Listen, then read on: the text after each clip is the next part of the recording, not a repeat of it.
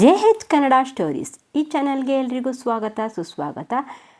ನೀವಿನ್ನು ನನ್ನ ಚಾನಲ್ನ ಸಬ್ಸ್ಕ್ರೈಬ್ ಮಾಡದೇ ಇದ್ದರೆ ಸಬ್ಸ್ಕ್ರೈಬ್ ಮಾಡ್ಕೊಳ್ಳಿ. ಹಾಗೆ ಪಕ್ಕದಲ್ಲಿರೋ ಬೆಲ್ ಐಕನ್ ಕ್ಲಿಕ್ ಮಾಡಿ ಆಲ್ ಅಂತ ಸೆಲೆಕ್ಟ್ ಮಾಡ್ಕೊಳ್ಳೋದ್ರಿಂದ ನಾನು ಹಾಕುವ ಎಲ್ಲ ಕಥೆನ ನೀವು ಕೇಳ್ಬೋದು. ನಾನು ಇಲ್ಲಿ ನೀತಿ ಕಥೆಗಳನ್ನು ಹೇಳ್ತೀನಿ. ಇವತ್ತಿನ ವಿಡಿಯೋದಲ್ಲಿ ಅಕ್ಬರ್ ಮತ್ತು ಬೀರ್ಬಲ್ನ ಕಥೆನ ಹೇಳ್ತೀನಿ. ಬನ್ನಿ ನೋಡೋಣ. ಅಕ್ಬರನ ಆಳ್ವಿಕೆಯಲ್ಲಿ ಬೀರ್ಬಲನೆಂಬ ಮಂತ್ರಿ ಇದ್ದ. ಅವನು ತುಂಬ ಚಾಣಾಕ್ಷ ಮತ್ತು ಬುದ್ಧಿವಂತ ಮತ್ತು ಹಾಸ್ಯ ಪ್ರಜ್ಞೆಯುಳ್ಳವನು ಮತ್ತು ಸತ್ಯವಂತನೂ ಆಗಿದ್ದ. ಒಂದು ದಿನ ಆಸ್ಥಾನದಲ್ಲಿ ಒಬ್ಬ ವ್ಯಾಪಾರಿಯು ಬೀರ್ಬಲನ ಮೇಲೆ ದೂರನ್ನು ಹೇಳಲು ಬಂದ. ಅವನು, ಮಹಾರಾಜರೇ, ಈ ಬೀರ್ಬಲ ನನ್ನ ಸ್ನೇಹಿತನಾಗಿದ್ದ. ಅವನು ತುಂಬ ಹಿಂದೆ ನನ್ನ ಬಳಿ ಚಿನ್ನದ ನಾಣ್ಯಗಳನ್ನು ಸಾಲವಾಗಿ ಪಡೆದಿದ್ದ. ಈಗ ಕೇಳಿದರೆ ಅವನು ಮರೆತು ಬಿಟ್ಟಿದ್ದಾನೆ.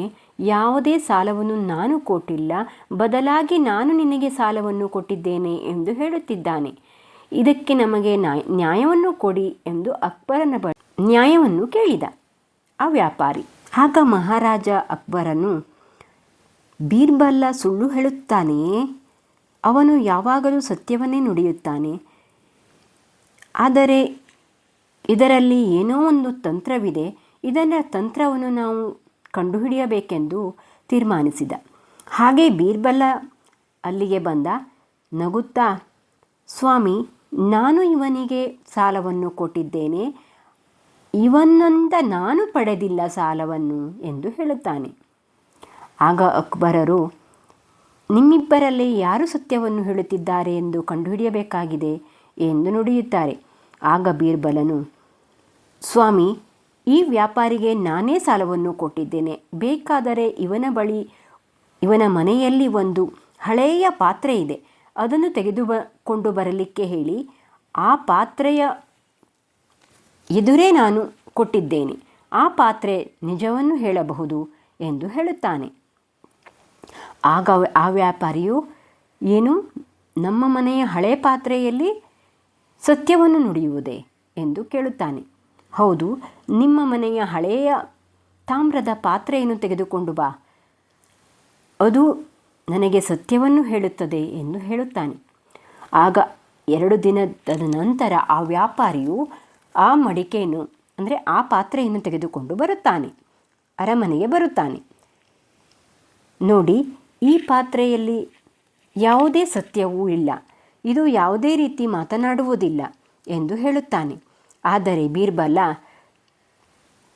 ಇದರಿಂದ ಮಾತನಾಡಿಸುವ ಶಬ್ದವನ್ನು ನಾನು ಮಾಡುತ್ತೇನೆ ಎಂದು ಹೇಳಿದ. ಹಾಗೆ ಯಾರಿಗೂ ಕಾಣದಂತೆ ಹಾಗೆ ಒಂದು ಹುಳವನ್ನು ಅದರೊಳಗಡೆ ಹಾಕಿ ಅದು ಅದರ ಬಳಿ ಮಾತನಾಡಿದ. ಇವನು ನನಗೆ ಹಣವನ್ನು ಸಾಲವಾಗಿ ಕೊಟ್ಟಿದ್ದಾನೆ ಎಂದು ಹೇಳುತ್ತಿದ್ದಾನೆ. ಅದು ನಿಜವೇ ಎಂದು ಕೇಳುತ್ತಾನೆ. ಆ ಮಡಿಕೆಯಲ್ಲಿ ಯಾವುದೇ ಶಬ್ದವೂ ಬರುತ್ತಿಲ್ಲ. ಹಾಗೆ ಮತ್ತೊಮ್ಮೆ, ಇವನಿಗೆ ನಾನು ಸಾಲವನ್ನು ಕೊಟ್ಟಿದ್ದೇನೆಯೇ ಎಂದು ಕೇಳುತ್ತಾನೆ. ಆಗ ಅದರೊಳಗಿನ ಹುಳ ಗುಯ್ ಎಂದ ಶಬ್ದ ಮಾಡುತ್ತದೆ. ಆಗ ಎಲ್ಲರೂ ಆಶ್ಚರ್ಯಪಡುತ್ತಾರೆ ಆ ಶಬ್ದವನ್ನು ಕೇಳಿ.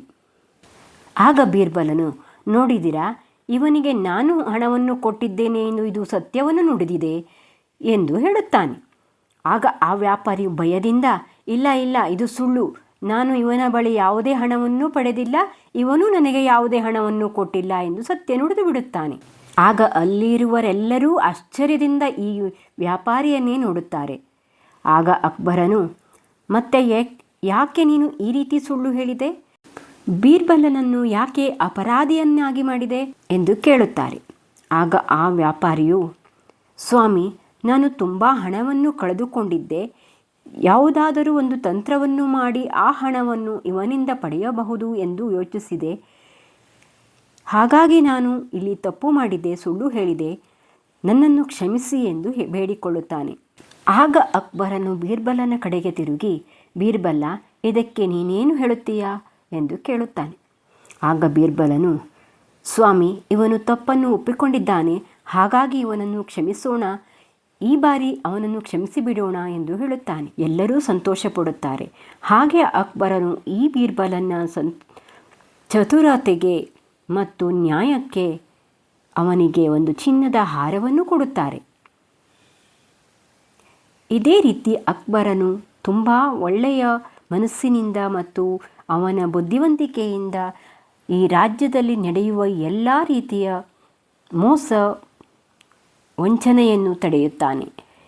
ಹೀಗೆ ಅಕ್ಬರನಿಗೆ ತುಂಬ ಪ್ರಿಯವಾದ ಮಂತ್ರಿ ಎನಿಸಿಕೊಳ್ಳುತ್ತಾನೆ. ಈ ಕಥೆಯಿಂದ ತಿಳಿದು ಬರುವುದೇನೆಂದರೆ, ಸುಳ್ಳನ್ನು ಹೇಳಿ ಜಯಿಸುವುದು ತುಂಬ ಕಷ್ಟ. ಸತ್ಯದ ಪ್ರಾಮಾಣಿಕತೆಯಿಂದ ಇದ್ದರೆ ಎಲ್ಲವೂ ಸಾಧ್ಯ ಎಂದು ತಿಳಿದು ಬರುತ್ತದೆ. ಈ ಕತೆ ಇಷ್ಟ ಆದರೆ ಲೈಕ್ ಮಾಡಿ, ಶೇರ್ ಮಾಡಿ. ಇದೇ ರೀತಿ ಕಥೆಗಳಿಗಾಗಿ ನನ್ನ ಚಾನಲ್ನ ಸಬ್ಸ್ಕ್ರೈಬ್ ಮಾಡ್ಕೊಳ್ಳಿ.